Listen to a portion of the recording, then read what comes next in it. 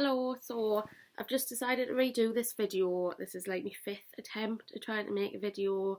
I'm so bad at editing it, so if this is rubbish, it's just gonna stay rubbish. I'm sorry.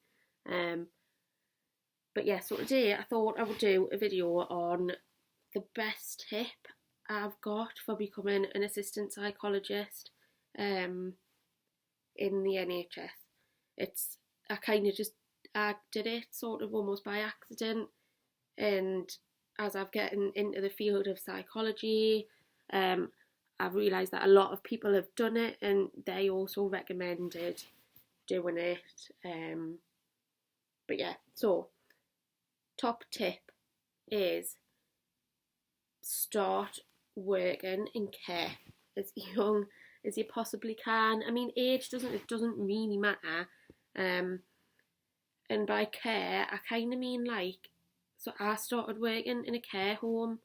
It was actually during my undergrad in the first year, and they have this thing called the nurse bank, and it was a private care home I worked in, and they had it, but the NHS also has it, and it's basically a 0 hour contract, and I know 0 hour contracts get a lot of bad stick and all that, but for me, and I think for a lot of people who are studying at uni as well, it's absolutely perfect because you pick when you want to work, and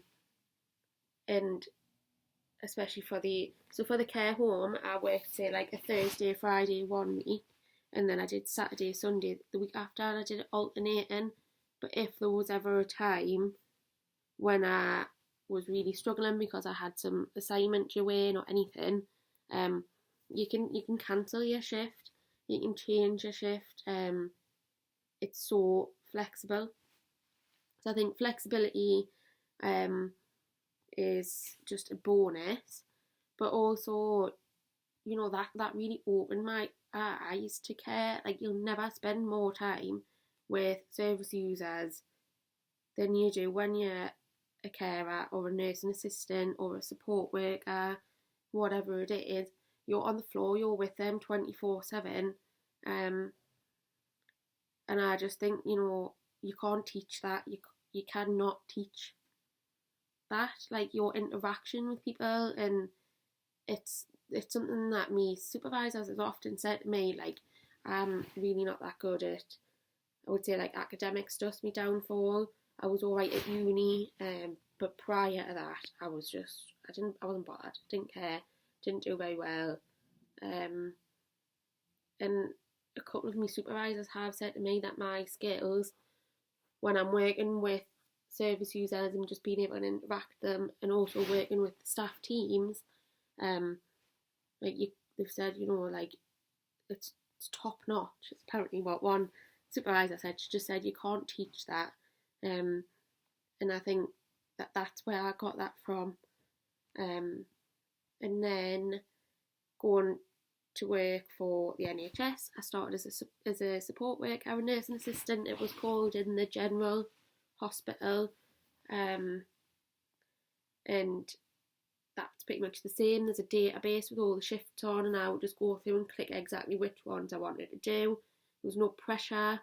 I think the minimum requirement was like one a month, but if you couldn't meet that requirement, say if you were coming home for uni or whatever it was, you were going on holiday, you would just ring them and say, I'm not going to be doing any shifts for 4 months, but don't remove us from the nurse bank, please. The pay was a lot better in the NHS, and it also helped me. I got to spend a lot of time with the nurses, and I sought out psychologists in the teams. I would email them. People are always so like canny, like you can message them and just say, I'm trying to get into psychology, I'm doing a psychology degree, I'm working in care to try and work my way up. Have you got any tips, any advice? Yeah, and then more often than not, people will say yes, like, go ahead. I was even lucky enough once, a psychologist let us sit in on a session that they were doing, And this one psychologist actually said they would look over my application for an assistant post. It's just throwing yourself in there, it's getting yourself in.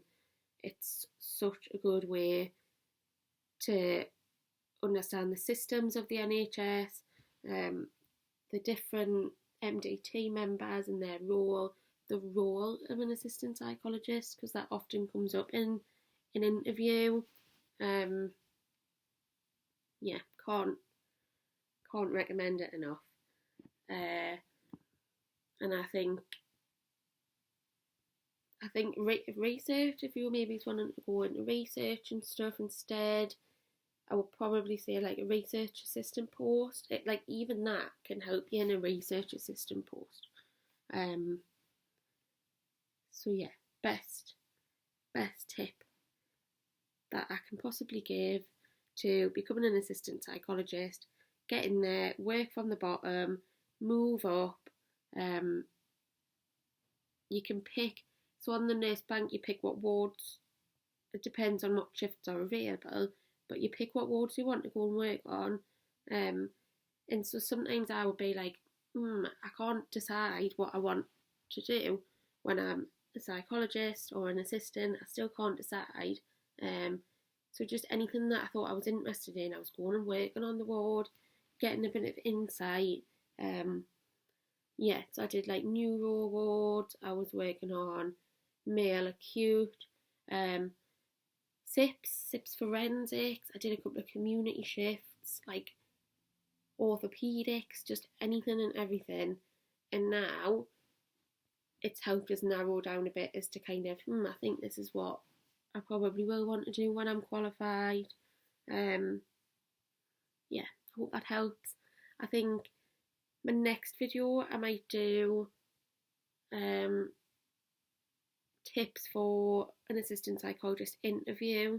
I'm currently a higher assistant psychologist in the NHS. I've had quite a few assistant psychologist interviews, which my first few were unsuccessful, so I can tell you what to do, what not to do. Some really good tips, so I hope that's okay. It's very unedited, I'm sorry.